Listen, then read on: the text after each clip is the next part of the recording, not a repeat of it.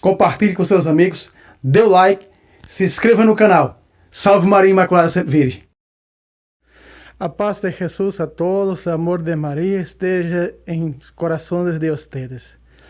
Meus queridos hermanos e hermanas, estamos aqui para entrevistar nosso irmão Fábio.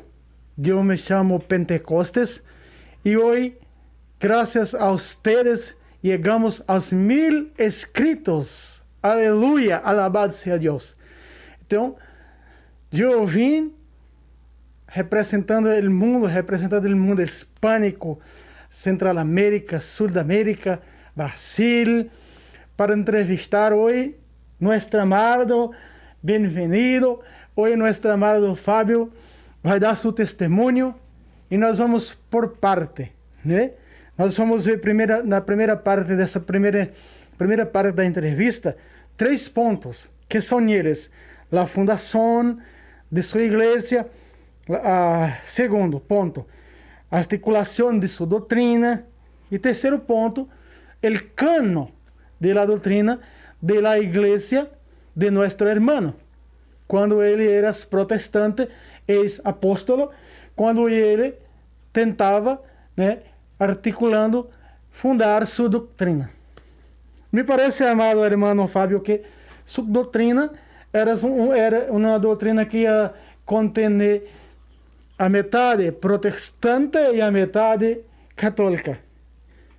Vamos falar. Hable um pouco sobre a fundação desta sua secta. Bem-vindo, amado irmão. Deus te bendiga. Obrigado por aceitar o nosso convite, por estar aqui nos entrevistando. E como eu prometi aos nossos seguidores, aos nossos irmãos e irmãs que acompanham o apostolado, Senhor Pentecostes, eu tinha prometido, né, trazer esse testemunho. Trouxe a primeira e a segunda parte, e agora estamos trazendo essa terceira parte do testemunho. Rapaz, a fundação dessa igreja, como aconteceu a fundação dessa igreja? Olha, as decepções, não é? As decepções de tanto andar no protestantismo, essa aqui é a realidade, tanto andar no protestantismo, chegamos à seguinte conclusão: que tinha coisas no protestantismo que nós não aceitávamos, não é? E coisas erradas que tinha no protestantismo, tanto que a gente foi numa seita, ia noutra seita, e assim a gente, né, macaco de galho em galho, nós fomos para várias seitas, né? Para várias denominações protestantes. E eu me recordo que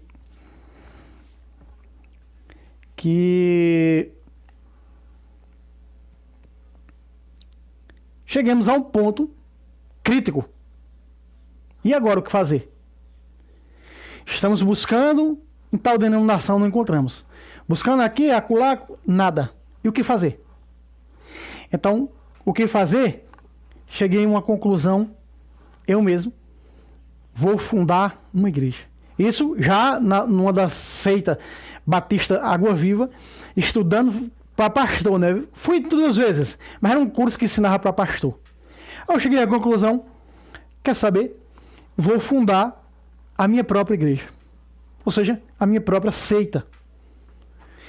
Então, o que foi que eu fiz? Me denominei apóstolo, a minha esposa denominei ela bispa, né? Agora, só que dentro da nossa seita não ia existir pastor, não. Dentro da nossa seita não ia ter pastores como nas outras, porque por estudar muito a Sagrada Escritura, eu vi que na Sagrada Escritura só existe um pastor, Jesus. Porque as funções pastorais na Sagrada Escritura competem aos bispos. Então, não ia existir pastor dentro dessa. Então nós chegamos a essa conclusão do Senhor Pentecostes, que nós iríamos abrir essa igreja. E deu no pé, deu no preço. Vamos fundar. Vamos fundar. Isso em São Bernardo do Campo, São Paulo. Vamos abrir ali uma casa no centro de São Bernardo. e para atrair, para que seja um produto que agrade aos clientes, essa igreja, essa doutrina, deveria trazer um pouco do protestantismo, como eu já tinha estudado algumas coisas do catolicismo. Então, o que é que nós vamos fazer com essa seita, com essa igreja? Nós vamos trazer um pouco do protestantismo e um pouco do catolicismo. Foi dessa maneira que nós nos demos a esse deslizo, fomos a esse, vamos dizer assim, a esse escorrego de criar, de fundar uma doutrina que não era 100% protestante, mas que também não era 100% católica. Como nós vimos hoje essas igrejas aí, né, episcopal carismática, que não é nem protestante nem católica, né, para atrair tanto de um lado como do outro, para enganar tanto de um lado como do outro, né? Quer dizer, do outro já está enganado, protestantismo, porque é tudo herético, é tudo heresia, é tudo falsa doutrina, né? Então, nós chegamos a essa conclusão, vamos fundar uma igreja. E aí deu-se o início da fundação dessa igreja em São Bernardo do Campo, no ano de 2007. Muy bien, muy bien. Lo segundo punto es la articulación de su doctrina. ¿Cómo usted articulava, pensava que o bolo, né? Existe o bolo e o recheio. Vamos colocar no bolo esse recheio. Para colocar para nossos irmãos que estão acompanhando seu testemunho, né? Essa doutrina foi uma doutrina que foi criada, ou seja, mais uma secta protestante dessas milhões que vêm todos os dias. E você estava articulando, vamos usar assim esse termo, né? Articulando o recheio deste bolo. Então, hable para nós outros, para as pessoas, hermanos e hermanas que estão vendo nós outros agora. Dime como você hacía todas estas articulações de sua doutrina. Paz, a articulação da doutrina. A articulação da doutrina foi o seguinte. Tivemos a ideia, a ideia de fundar a seita e agora vamos articular a seita, vamos articular a questão dos servos, dos que vão servir, dos que vão se tornar membros, daqueles que eu ia ordenar como apóstolo, né? Apóstolo. Os apóstolos morreram, não existe mais apóstolos. Então o que aconteceu? Criamos o nome da igreja, Igreja Apostólica Discípulos de Jesus, né? Porque achava que a igreja era apostólica, a primitiva sempre foi apostólica. Mas uma coisa que eu não entendia quando era protestante era a questão de se denominar, não é? Se denominar. Então, como eu era denominado, eu tinha me denominado, me preconizado apóstolo, então a minha igreja tinha que ter apostólica, algo apostólico, olha só. Olha só que falta de entendimento, hein? E assim há muitos no protestantismo, com essa falta de entendimento, não é? Então, criamos o nome da doutrina, articulávamos os servos dessa igreja, em primeiro lugar, como era na sucessão hierárquica, né? Na hierarquia da igreja primitiva, apóstolo, no caso eu apóstolo, né? Depois eu ia ordenar pela imposição das mãos bispos e bispas e discípulos, porque o termo pastor não tem dentro da Bíblia, pastor, porque da Bíblia as funções pastorais competem ao bispo, então isso eu já conhecia. Então pastor não ia ter na minha seita, não ia ter. Era eu apóstolo só era um eu. minha bispa, eu, o fundador, a cofundadora, a minha esposa, a bispa Jussiana, e ordenar bispos e discípulos. Por isso, Igreja Apostólica, discípulos de Jesus. Discípulos de Jesus. Não é? E foi aí que eu decidi estudar mais sobre essa questão de ordenação, estudar na Bíblia, né? Como que eu ia ordenar esse povo. Então eu cheguei vendo ali que os apóstolos, no capítulo 13 de Atos, né? Versículo 1, versículo 2, a ordenação de São Paulo, de São Barnabé, que são enviados, não é, para anunciar o evangelho. Então, mais ou menos daquela forma, consagrando aí um óleo de comida, essas coisas, para ungir essas pessoas, para que eu denominasse elas apóstolos, bispos, bispas e discípulos e discípulas, né? Ou seja, o termo pastor estava excluído desse termo. Então essa foi a articulação em que nós articulávamos e já, né, doutrinalmente falando, articulação da doutrina. Então estudar o quê? Pegar um pouco do protestantismo, um pouco do catolicismo. O culto de Santa Ceia, a Virgem Maria, ou seja, Maria, né? O cânon, a cruz. Então, usando um pouco, porque essa doutrina ela ia ser uma doutrina que atraísse tanto católicos, ou seja, atraísse católicos, tanto a doutrina, tanto para enganar católicos, como para que atraísse os protestantes de outras denominações protestantes. Entende? Então era dessa maneira que eu articulava criar uma doutrina, formular a doutrina, articular a doutrina da Igreja Apostólica Discípulos de Jesus. Você poderia falar sobre o cano de sua igreja? Terceiro ponto. Como você estava articulando o cano das Escrituras em sua igreja?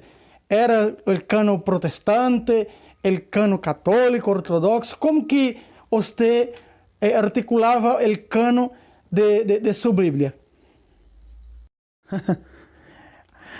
O cano foi uma dor de cabeça também para a articulação dessa doutrina. Porque queria, não é? Não queria a Bíblia protestante. Quando eu me perverti ao protestantismo, eu me perverti a uma seita, que foi a seita de Edir Macedo, Universal do Reino de Zeus. E lá nessa seita me ensinaram que a Bíblia corrigida protestante é diabólica. Que se nós tivéssemos uma tradução da corrigida, quando chegássemos em casa, pegasse essa Bíblia, fizesse um fogo e colocasse dentro. Porque ela é satânica, veja. Foi isso que me disse um dos bispos da Igreja Universal do Reino de Zeus. Você queime se você tiver em casa. Você só pode usar a Bíblia atualizada. Então, na articulação da doutrina da minha seita, a minha suposta igreja, o que foi que eu imaginei? Eu fiquei em cima do muro. O que é que eu faço?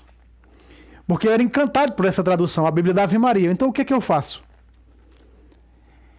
O que é que eu vou fazer no cânon da minha igreja? Eu pego a atualizada protestante e coloco o livro da sabedoria. O livro da sabedoria já estava certo. Eu ia levar numa gráfica, sei lá, em algum lugar, para que ali pudessem colocar na minha Bíblia, no caso da Bíblia atualizada protestante, colocasse o livro da sabedoria. Só que aí eu fiquei impactado também pelo livro do Eclesiástico. Né? Veja, Eclesiástico que vem de eclésia, igreja. Né? Então aí eu pensei, não, vai ficar mais fácil se a nossa Bíblia não for nem protestante, nenhuma das versões protestantes, e nem a Bíblia católica. Mas não ia mandar alterar os versículos, adulterar os versículos da Bíblia da Ave Maria. Ia mandar tirar 5 livros. 5 livros deuterocanônicos. Nesse caso, ia deixar apenas o livro da sabedoria, porque o livro da sabedoria falava muito sobre a idolatria. Então, eu queria muito o livro da sabedoria para jogar na cara dos católicos, para adulterar essa realidade, né? Para jogar na cara dos católicos o livro da sabedoria, porque fala demais na idolatria. E ali, hoje, eu sei que fala da idolatria egípcia, né? O livro da sabedoria. E o livro do Eclesiástico, que é maravilhoso demais. E que hoje, no livro do Eclesiastes, tem uma catolicidade extraordinária. Inclusive, o livro da sabedoria foi tirado, né, pelos protestantes no ano 1832 a 1852, pela Sociedade Bíblica Protestante. Não é? Mas eu queria colocar no meu cano, no cano da Bíblia, da minha doutrina, tinha que ter o livro da sabedoria e o livro do Eclesiastes. Então, a opção foi pela Bíblia da Ave Maria, mas tirando os outros 5 livros, deixando apenas 2 deuterocanônicos, ou seja, a sabedoria, o livro da sabedoria e o livro do Eclesiastes. Pronto. A questão de colocar na articulação da doutrina o livro do Eclesiástico, da Bíblia, no meu cano, no meu próprio cano, aí seria um cano que pensaria assim, vai ser fácil de enganar os católicos, porque tem 2 canos, tem 2 livros dos livros... 2 livros deuterocanônicos que tem dos 7 da Bíblia deles. A sabedoria e o livro do Eclesiástico. E vou dar o veneno a eles, vão beber do próprio veneno, usando o livro da sabedoria para jogar na cara deles sobre a idolatria. Não é? Era isso que tinha na minha cabeça. Do outro lado, não poderia ter os outros 5 livros, porque ia a parte protestante, que ia vir para a minha seita do protestantismo. O que queriam dizer? Uma Bíblia adulterada. E aí o que era que eu ia fazer? Para cada membro, para cada pessoa da minha seita, eu ia mandar traduzir, ou seja, pegar a Bíblia da Ave Maria, levar para uma gráfica para tirar o nome. Olha a adulteração que ia fazer. Isso era terrível, amado. Isso é terrível uma coisa dessa. Isso é pecado mortal. Não, isso é pecado mortal, seu Pentecoste. Pois é. Eu ia fazer o seguinte. Tirar o nome que tem aqui no começo. Editora Ave Maria. Né? Temos aqui a editora Ave Maria, que pode ver aqui, ó.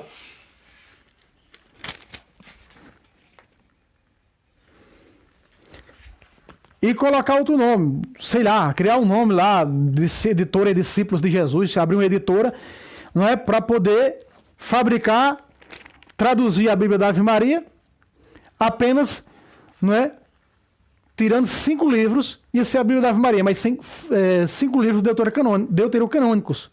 Então esse era o cano da Sagrada Escritura para a minha doutrina, para a minha igreja, que já tinha articulado, ia ser essa Bíblia da Ave Maria. Ou atualizada. Ainda eu precisava ainda consultar a minha esposa, eu fundador da seita, ela cofundadora, o fundador e o vice, para ver o que ela ia dizer. Que ela não conhecia ainda a Bíblia da Ave Maria, só que eu conhecia a Bíblia da Ave Maria. Para ver o que ela ia realmente dizer, se realmente eu ia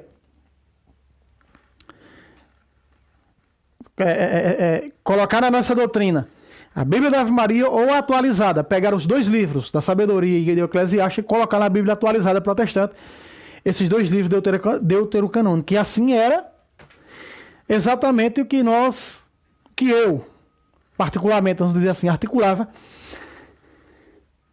para conceito doutrinal herético da minha heresia. Muy bien, muy bien. Estoy arrupiado con este fuerte testimonio de nuestro hermano Fabio Pentecoste. Muy bien, nos vimos que en la primera parte de la entrevista, 3 puntos, la fundación, la articulación, el cano. Y ahora en esta segunda parte de la entrevista, con nuestro hermano de su testimonio, ¿no? A usted que es escrito, que sigue este apostolado, Dios te bendiga muy, muy, muy. Usted que é inscrito, que ainda não é inscrito, se inscreva neste canal. Eu me chamo Hermano Pentecostes. Estou entrevistando, fui invitado, sei aqui em português, convidado pelo nosso irmão a fazer esta entrevista maravilhosa. Agora, nesta segunda parte da entrevista, vamos ver mais 3 pontos de articulação para sua doutrina, para a doutrina herética de nuestro hermano, hermano, es eso mismo, herética que nuestro hermano estaba a fundar. Muy bien, nós vamos ver o quarto ponto na segunda parte da entrevista. Hermano, que espaço tinha a Virgem Maria dentro de sua doutrina? Já que sua doutrina tinha uma parte protestante e outra parte católica. Então, a Virgem Maria tinha algum espaço dentro de sua doutrina. Abre para nós um pouco da importância do que é ser a Virgem Maria dentro de sua doutrina. A importância da Virgem Maria na doutrina. Olha, a Virgem Maria nessa doutrina ia ser assim. Pegar 2 pontos do catolicismo. Como era a doutrina 66, que ela é nossa mãe e que ela é concebida sem o pecado. Entendeu? Então nós íamos pegar isso aí do catolicismo. Trazer do catolicismo. Como era uma doutrina tanto para conquistar católico como protestantes de outras seitas, então ela tinha que ter um pouco das duas. Acreditar que ela era Imaculada Conceição, concebida sem pecado e que era a nossa mãe. E já do protestantismo, pegar o quê? Também pegar 2 pontos do protestantismo. Que ela era mãe de outros filhos fora Jesus e que ela não é intercessora. Ou seja, desacreditando biblicamente, não é, da doutrina da intercessão da Virgem Maria ali em João capítulo 2. Então, esses 4 pontos: mãe concebida sem pecado dos católicos, mãe de outros filhos e não intercessora, esses 2 pontos do protestantismo. Então essa era a maneira que ia ser dentro dessa doutrina. Veja o quanto diabólica era, o quanto o capeta, não é, colocou ali no meu coração para poder formular essa doutrina, para poder conquistar a um e a outros. Não é? Então, a parte da Virgem Maria da seita, da minha seita, é essa. Ou seja, mãe e sem pecado, mas mãe de muitos filhos, não é? E, infelizmente, nós não iríamos dirigir preces a ela, pedindo sua intercessão, porque ela não era intercessora. Como nós vimos, mais ou menos nós vimos isso aí, dentro dessas igrejas mais antigas, tradicional, luterana. Um dia eu encontrei um pastor luterano, ele disse para mim: olha, a Virgem Maria é virgem, é perfeita e é nossa mãe. Só não dirigimos orações a ela. Então, quer dizer, era mais ou menos a doutrina de Mariologia, dentro dessa seita, seria como é hoje no luteranismo, segundo o pastor luterano, que tive conversando com ele. Aliás, eu encontrei dentro de um hospital, né? Deturpando e mentindo. Essa é a realidade. Então, a Virgem Maria dentro da minha seita seria dessa maneira: 2 pontos católicos, 2 pontos protestantes. Então, seria a doutrina de Mariologia formulada dentro da minha seita. Muito bem, muito bem, muito bem. Hermano, já que você falou da importância do que era a Virgem Maria dentro de sua doutrina, ou seja, é praticamente um olhar de los luteranos. Então, a parte que dentro de sua doutrina sobre a Virgem Maria era a importância que dá hoje os luteranos, mais ou menos isso. Muito bem. O segundo ponto desta nossa segunda parte da entrevista, hermano, le gostaria que você falasse sobre a cruz. Para nossos irmãos que estão acompanhando esta entrevista, né? Que importância tinha a cruz, o crucificado, dentro de sua doutrina? Já que sua doutrina, uma parte católica, outra parte protestante. Muy bien, muy bien. Entonces, la importancia de la cruz. Hable para nosotros. ¿Qué importancia tenía la cruz dentro de esa secta criada por ustedes? A cruz. Você agora falou algo interessante, a cruz. Olha, a cruz dentro da igreja, da minha seita, da minha igreja, como era uma doutrina saladêntica, para agradar a católicos e a protestantes, com muito ardor, porque eu queria que ela fosse assim. Eu já dei nos outros vídeos, já falei em outros vídeos, né? Que eu quebrei, quando eu converti o protestantismo, de bem cedo, 2, 3 horas mais ou menos, 22 imagens, eu e a minha esposa, nós quebramos dos santos. Mas quando a gente chegou no crucifixo, não tivemos o poder, a audácia satânica de quebrar o crucifixo, não. Não tivemos. Então sempre tive uma reverência pelo crucifixo extraordinária. Então quando eu pensava na doutrina da cruz dentro da minha seita, não é? Posso dizer assim, dentro da minha seita. Então o que foi que eu imaginei? Eu digo, tem que ter a cruz. Porque já vimos São Paulo dizer, 3 de Filipenses 3:18, há muitos por aí que repetidas vezes eu tenho falado e agora digo chorando que se importam como inimigos da cruz de Cristo. Aí eu digo, não, peraí, nós não somos inimigos da cruz de Cristo. Na nossa doutrina, na nossa igreja, tem que ter sim a cruz de Cristo. Só que a questão, né? Se ia ser limpa ou se ia ser com Cristo. Foi aí onde veio satanicamente a ideia, né, de dizer, não, com o boneco não, sem o boneco. Veja, a cruz era assim, limpa antes de Cristo. E quem era a cruz? Quem era que ia para a cruz? Para a cruz? A cruz, ela não era boa, não. Porque, e o quê? Os bandidos. Mas quando foi o justo, o santo, a cruz ficou santa. Então ela é santa dessa maneira. Mas, infelizmente, a doutrina da cruz, na nossa doutrina, na doutrina falsa, da Igreja Apostólica, discípulos de Jesus, protestante, a cruz ia ser assim. Ia colocar a cruz no alto do templo, não é? Então iria sim ter a cruz, mas não com Jesus o crucificado. E sim ia ter a cruz limpa. Essa é a doutrina referente à cruz de Cristo, não é? Bien, muy bien, muy bien. Muy bien. Nuestra hermano, yo estoy aquí arrupiado. Qué testemunho impactante. Nuestra. Jesús amado. Até agora foi maravilhoso. Muy bien.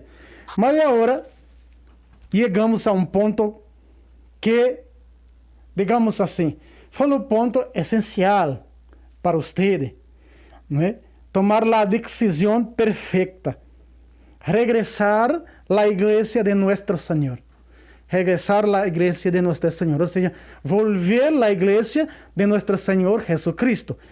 Porque entonces usted era apóstata de la fe. ¿Cierto? Vamos a hablar deste terceiro ponto de la segunda entrevista, que é o 6º ponto da entrevista completa. La Eucaristia. Como usted articulava a parte do culto de Santa Cena dentro de sua igreja, dentro de sua secta, como o apóstolo, né? Como usted, né, articulava, já que era a metade protestante e a metade católica. Então, como seria la Eucaristia, ¿eh? La Eucaristia. ¿Cómo sería? Hable para nosotros sobre la cuestión de la Eucaristía, que me parece que la Eucaristía fue o ápice importante para para ustedes regresar, volver, abrir los ojos, la verdad de la Santa Iglesia fundada por nuestro Señor Jesucristo. Hable para nosotros, hermano. Meu amigo, essa daí foi a que nos trouxe para a verdadeira Igreja de Cristo, porque quando eu articulava toda a doutrina para essa seita, que eu fui atrás de algo que eu sempre não aceitei no protestantismo, sabe? A questão da simbologia, da representação, porque eu não encontrava isso na Bíblia.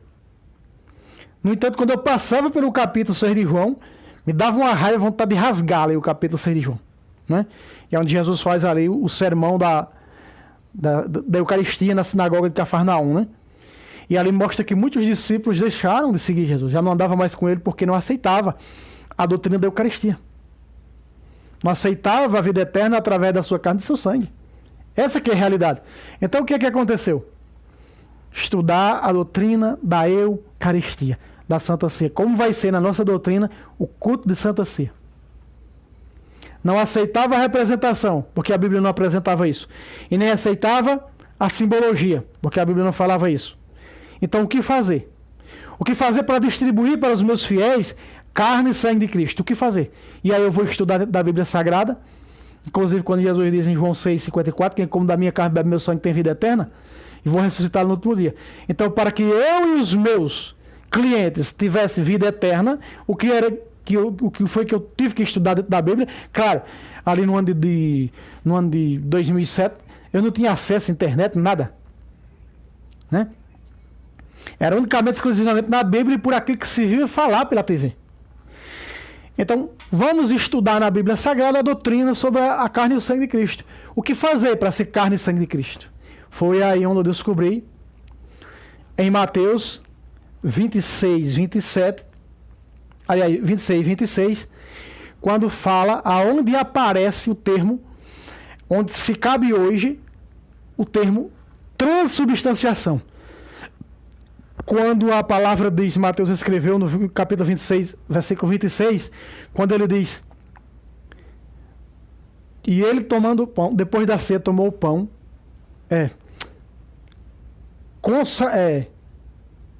deixa eu pegar aqui, amados. Olha só. Durante a refeição, Jesus tomou o pão, benzeu, e partiu e deu aos discípulos, dizendo: tomai e comei, este é o meu corpo. Entende? Então, quando a palavra diz que Jesus benzeu, que Jesus... Claro, que as Bíblias, a Bíblia que eu tinha era uma Bíbliazinha protestante medíocre, porque... Não é? Há várias adulterações, mas como eu conhecia alguns versículos da Bíblia Católica, né, me veio essa questão, me questionar essa questão de consagrou, que esse benzeu aqui no original está consagrou, né? Então, pouco consagramos. Paulo também diz em 1 Coríntios, né, capítulo 10, versículo 16, o cálice que consagramos não é a comunhão do sangue de Cristo, e o pão que consagramos não é a comunhão do corpo de Cristo. Aí então veio esse termo consagração. E aí? E agora? O que fazer para consagrar? Então eu vou consagrar, colocar sobre aquele pão e aquele que suco de uva as minhas mãos e dizer: mandai o Espírito Santo e transforma no corpo e no sangue de Cristo. E então daquele momento ali ia passar a ser sangue de Cristo, ia passar a ser corpo de Cristo. Não é? Quando eu cucava e dizia: não, já está formulada a doutrina da Santa Ceia na minha seita, já está pronta, já está formada, não tem o que se discutir. Quando, meus irmãos, eu passava de canal e o padre José Augusto, de canal na TV em São Paulo, e o padre José Augusto colocou a sua mão assim e disse: pare, você agora, você que é evangélico, pare agora. Porque Jesus está mandando te dizer. E eu parei naquele momento. Amados, Jesus que sabe, conhece, sabe, e cada um de nós sabe os nossos nomes, conhece cada um de nós pelo nome. Aquele padre José Augusto da Canção Nova, o padre Moreno, disse assim: o seu nome é Fábio e você é evangélico, para aí que Jesus tem uma palavra para você. Você está indeciso e você se decepcionou aonde você está com as igrejas protestantes. Olha o que o padre José Augusto falou. Isso já era 2008. Isso já era 2008, não é? Em São Paulo, São Bernardo do Campo. Ele disse: você está com uma dúvida sobre o milagre da transubstanciação, sobre a Eucaristia, Porque você crê que não é símbolo e nem representação. E eu disse assim, quem é que está dizendo esse homem? E como é que esse homem sabe? Como é que esse homem viu? Ele estudou? Como é que sabe que eu estou estudando isso? Para articular exatamente a doutrina da minha seita. Então, o padre José Augusto, que era numa pregação que estava fazendo na Canção Nova, falou naquele dia sobre o milagre da transubstanciação, como aquele pão deixa de ser pão e se torna carne. Como aquele vinho deixa de ser vinho e se torna sangue. E ele começou a falar da sucessão apostólica, da ordenação que veio dos apóstolos, que até então eu não entendia, achava que era só eu me denominar apóstolo e sair ordenando os outros, e isso era sucessão apostólica. E ponto. Achava que isso era o correto. Quando, meus irmãos, na realidade, aquele padre foi ministrando, e aquele padre chegou a dizer que o pão e o vinho não iam se transformar se a ordenação não viesse dos apóstolos, os originais, de Pedro a Paulo. E foi falando das ordenações que os apóstolos foram ordenando os bispos, os presbíteros, no caso eles, dos padres. Foi aí, amado, onde eu vi a minha insignificância, onde eu vi o quanto errado eu estava, né, em querer transformar o pão em carne e o suco de uva, que não era o vinho, não é o vinho canônico usado na Igreja Católica, transformar no sangue de Cristo. Que eu não tinha, isso não ia acontecer. Porque eu tinha me preconizado, eu não vim dos apóstolos. Eu não estive com Jesus como teve aqueles apóstolos. Então eu percebi que eu era o quê? Um falso apóstolo. Então veio a decepção com a minha doutrina. E o que fazer? E agora? Não tenho sucessão apostólica. Se no protestantismo eu não aceitava porque eu não acreditava em simbologia e representação, muito menos agora entre a cruz e a espada, sobre a doutrina da Santa Ceia na minha igreja, como que ia acontecer o milagre se eu não tinha sucessão apostólica? E agora, como se alimentar da carne do sangue de Cristo? Aí, amados, foi onde veio as escamas como as de Saulo caindo dos meus olhos. E eu disse, não. Chega de igreja falsa. Chega de falsa apóstolo, de falsa bispa. Chega. A partir de hoje eu sou católico. A igreja verdadeira, a igreja primitiva estava todo o tempo de frente dos meus olhos e eu não percebi isso. E aí eu vou começar o quê? Estudar os Santos Padres. Estudar a sucessão apostólica na Sagrada Escritura. Aí capítulo 20 de Atos, versículo 28, Paulo dizendo aos bispos, né, recém-ordenados, o Espírito Santo vos constituiu bispos. Veja, a constituição apostólica, aí vem a ordenação dos apóstolos. Os apóstolos ordenando os bispos. Então, através dessa ordem, porque Jesus disse em Lucas, né? Em Lucas 22, tudo isso o padre foi citando, 22, 19. Este é o meu corpo, tomai e comei. Né? Tomai e comei, este é o meu corpo que será entregue por vós. Então, quem é esse vós? Quem era esses que entregar o corpo de Cristo? A igreja apostólica, a igreja que tem sucessão apostólica, a igreja que veio dos apóstolos. Entende? A igreja apostólica. Aí está, amados. Aí está, meu querido irmão. Você que está acompanhando esse testemunho da minha ação, da minha articulação na criação de uma falsa igreja, de uma falsa doutrina para enganar tanto católicos como para puxar outros protestantes de outras seitas. E sobretudo também como resgatar aqueles protestantes desigrejados, porque no meio protestante, os que não frequentam mais, cerca de 5 a 10 anos, o protestante já não frequenta mais a sua seita. Então ele passa a ser sua própria igreja. No catolicismo, na igreja católica, nós chamamos de desigrejados todos aqueles que abandonaram, apostataram da fé. Mas para o protestante, não. Desigrejado é aqueles que não frequentam mais as seitas de Lutero. Então, queria também resgatar esses. Por isso essa doutrina meia meia, né? Então, amados, aí vai eu. Aí me deparo, como você viu no primeiro testemunho, né? O primeiro testemunho está no canal do Thaleson, do Denis. Também está lá. E é o primeiro vídeo desse canal. Primeira parte do meu testemunho. Na descrição está a segunda parte. Como eu encontrei no capítulo 8 da Epístola aos Hebreus, que Cristo não entra na igreja fundada por homem, mas no verdadeiro tabernáculo que ele fundou. Então, ali foi me convencendo depois da pregação do Padre José Augusto. Foi ficando convicto de que na Sagrada Escritura só narra uma só igreja. É a chamada sola igreja. Sola eclésia. Então, que é doutrina católica. É doutrina apostólica.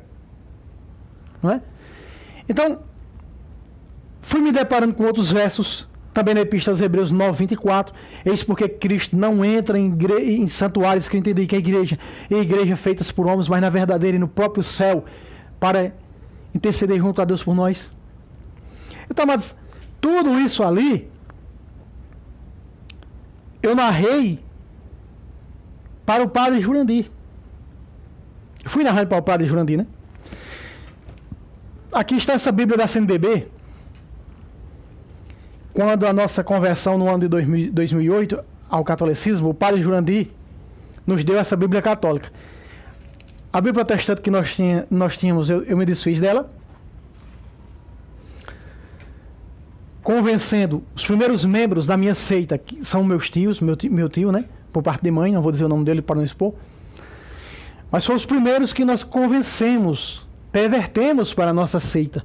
Hoje ele participa da seita do R.A. Soares. Não é? Então eu dei a Bíblia protestante que eu tinha ele.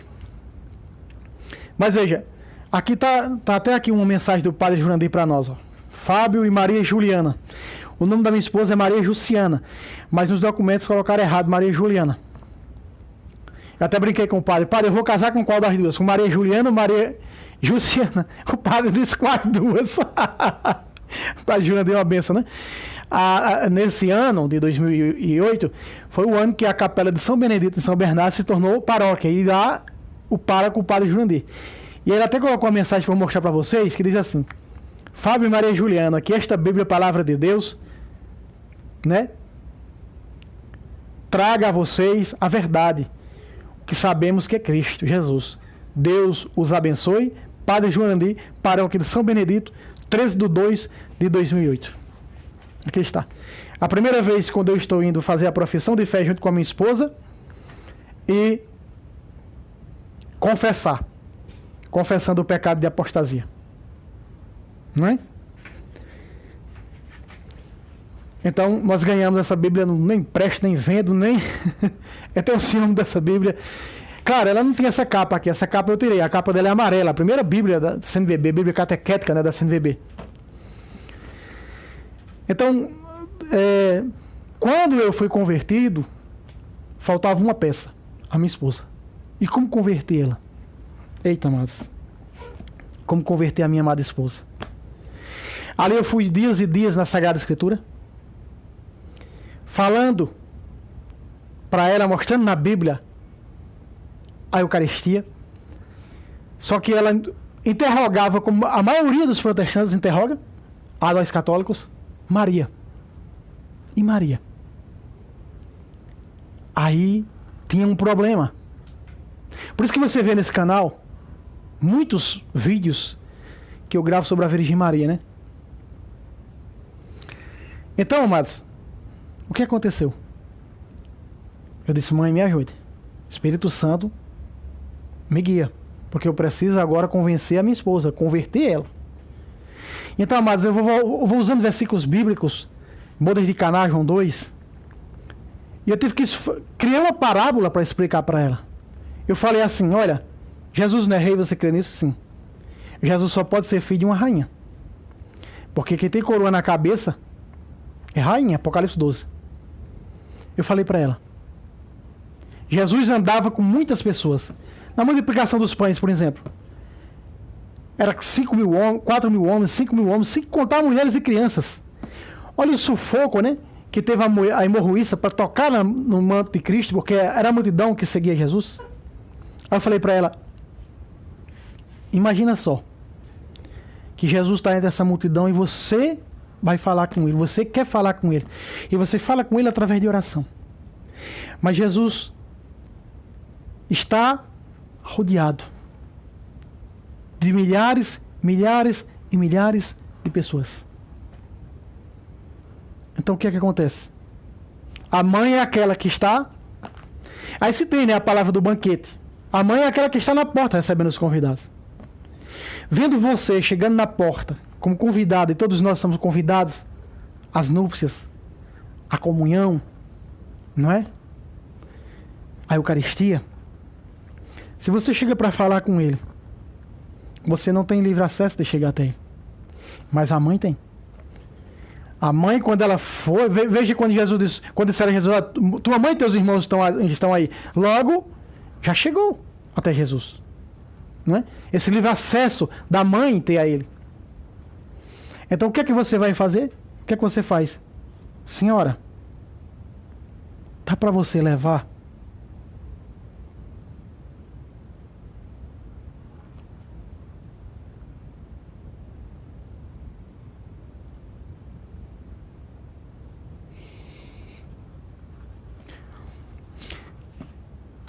Dá para você levar um recado para o seu filho que eu estou precisando assim, assim, assim, assim. O que a mãe faz? Ela vai negar? Não, ela não vai negar.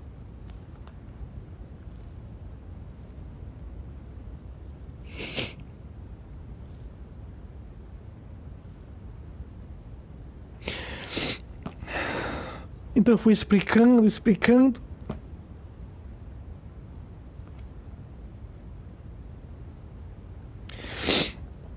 Aí naquele momento ali as lágrimas começaram, né, a correr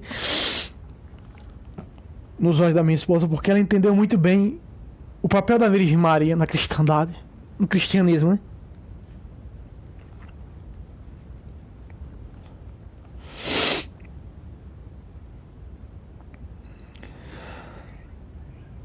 E foi graças à Virgem Maria, a minha esposa, ter voltado à Igreja de Cristo, não é? Por entender, hoje ela é uma mulher, ela não está aqui ajudando a brilhantar esse testemunho, porque ela está viajando, né? Foi passar um mês no Mato Grosso, mas eu estou gravando numa sexta. E amanhã ela vai estar aqui no sábado. Ela já está na capital do nosso estado, Recife.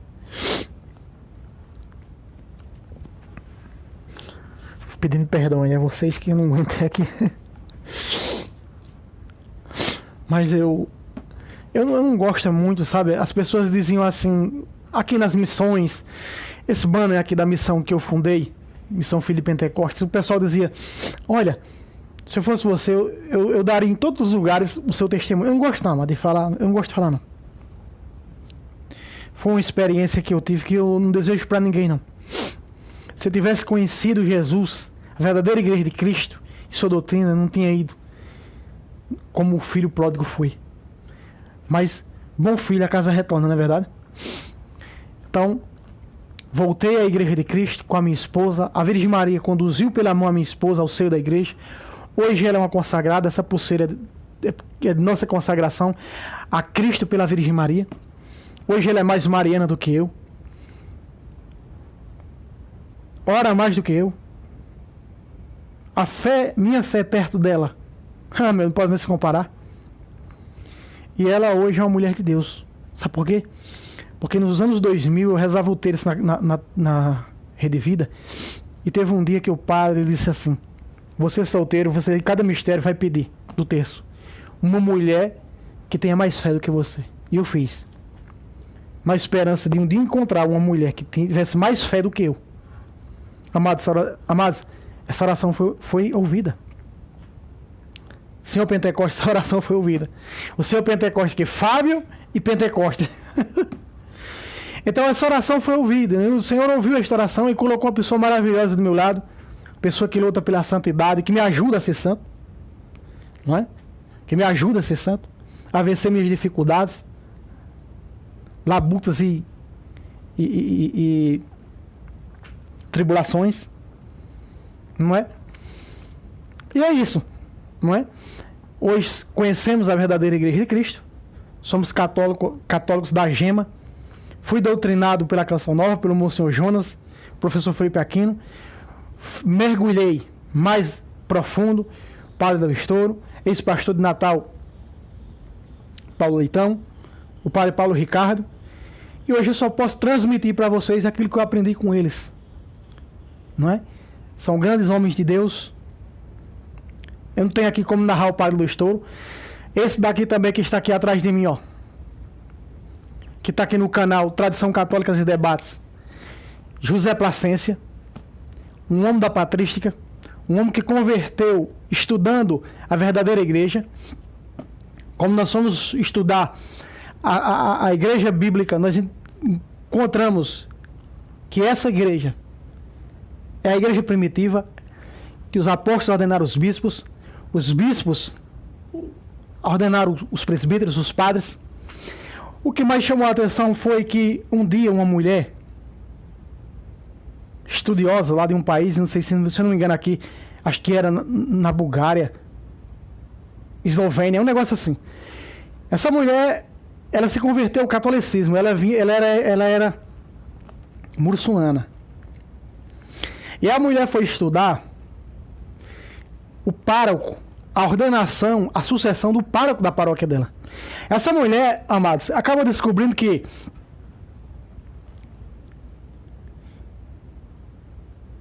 o padre dela, olha de onde vinha a ordenação sacerdotal dele.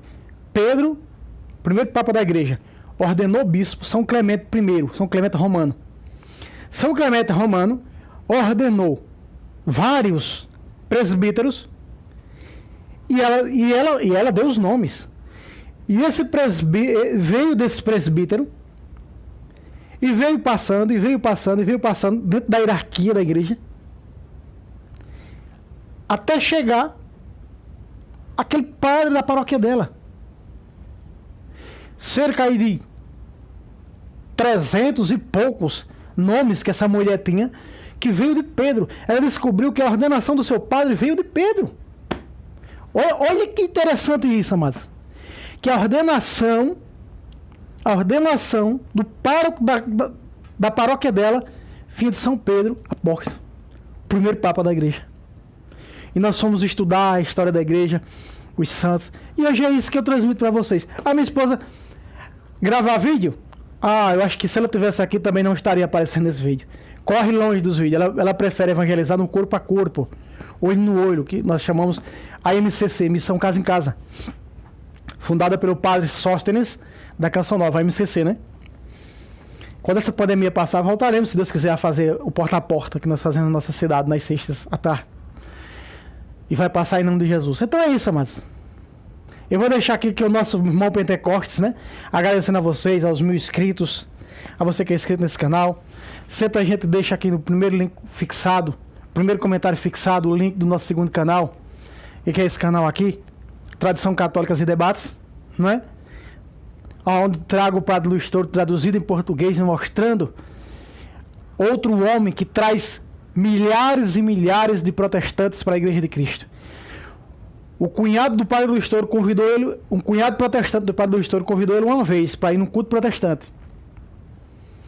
Quando chegou no culto protestante, o Padre Del Estouro disse: "Ei, eu sou católico." O pastor disse: "Opa, venha cá." O Padre Del Estouro foi. Aí o pastor disse: "É verdade que vocês dizem que Maria é virgem? Vocês são antibíblicos, porque ela não é virgem, teve mais filhos." O Padre Del Estouro disse: "Eu quero fazer um desafio aqui a vocês. Se vocês prometer que, se eu provar dentro da Bíblia de vocês que a Virgem Maria só teve Jesus, e eu mostrar o nome do pai e da mãe, dos irmãos de Jesus, vocês se comprometem, se converterem, voltar à verdadeira Igreja de Cristo católica." Amados, 500 pessoas ali naquele lugar, juntamente com o pastor, disse: "Prometemos." O pastor disse: "Se você não provar, você se torna protestante hoje." O padre do Estouro disse: "Aham, exatamente. Se eu não provar, Se você me provar o contrário, eu me meterei a protestante. Moral da história? 500 protestantes convertidos ao catolicismo. O pastor não teve a palavra, não se converteu. Mas os membros de sua igreja, os 500, se converteram à igreja católica. Amados, um homem de Deus desse, temos que orar por ele e temos que divulgar. Somos os primeiros a divulgar no Brasil. Somos os primeiros a traduzir no Brasil em português. Canal Tradição Católicas e Debates. Vá lá, se inscreva, compartilhe com seus grupos. Compartilhe esse vídeo do meu testemunho, né? Como eu articulava a minha falsa doutrina, minha falsa igreja. Compartilhe esse vídeo com sua família, com aqueles... Aqui não se trata de converter protestante, não, esse é o meu testemunho.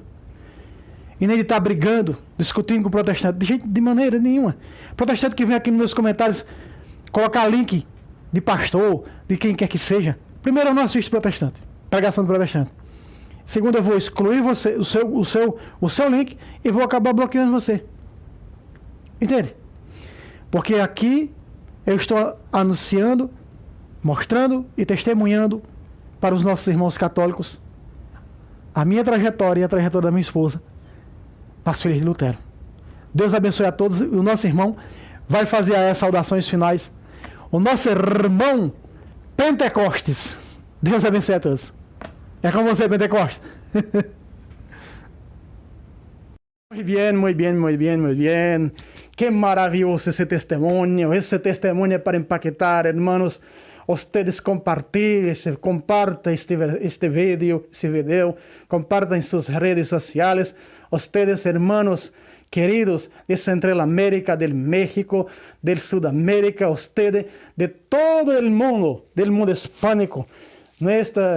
Trazemos aqui para falar em espanhol, um pouco com um sotaque portunhol, mais ou menos, né? Diretamente com o testemunho deste nosso irmão, Fábio, que este testemunho possa chegar em outros idiomas, em outras línguas, e também aqui em Brasil, né? Como nosso irmão Fábio já falou, eu sou Pentecostes e fiz exatamente esse papel de entrevistar Fábio. Ele é Fábio e eu Pentecostes. Muito bem. Muito bem. Nossa, que forte, hein? Que forte, que impactante. É para impactar as nossas almas, impactar os nossos corações. Porque essa é a verdade. Fábio e Pentecostes. Fábio Pentecostes. Sabe, amados, esse testemunho eu espero que ele transforme sua vida. Esse testemunho ele não foi feito fácil. Eu fiz essa dramaturgia de fazer uma parte, de separar as duas partes de Fábio Pentecostes. Fábio e Pentecostes. Para trazer um pouco desse testemunho que aconteceu da minha vida. Você viu na primeira parte, né? Que está até no canal do Thales, no canal do Denis. As decepções com o protestantismo. E as decepções com o protestantismo levou-me a fundar a minha própria seita. E foi articulando a doutrina dessa seita que eu encontrei a verdade. Por isso que o apostolado desse canal é trazer a verdade pelas Escrituras, mostrando para você que as Escrituras é um livro católico. Eu não estou aqui com o intuito de convencer protestante, muito menos de brigar, de discutir, não. Eu estou aqui para mostrar a minha trajetória, testemunho de conversão, a verdadeira igreja fundada por nosso Senhor e Salvador, Jesus Cristo. Aqui embaixo, no nosso primeiro link fixado está comentário fixado, aliás, está um link do nosso segundo canal. Lá está trazendo uma apologética maravilhosa do Padre Luiz Toro. Como você viu aí, né, no fundo, aqui do nosso irmão Fábio, aparece, né, o Padre Luiz Toro do segundo canal Tradição Católica e Debates. Muito bem. Então, eu convido você a se inscrever. Obrigado pelos 1000 inscritos. Deus abençoe você abundantemente. Nós estamos sempre orando por você e por sua família. A todos vocês que são inscritos nos 2 canais, Deus lhes pague. Deus abençoe abundantemente em nome de Jesus. Salve Roma! Salve Maria Imaculada! Sempre virei.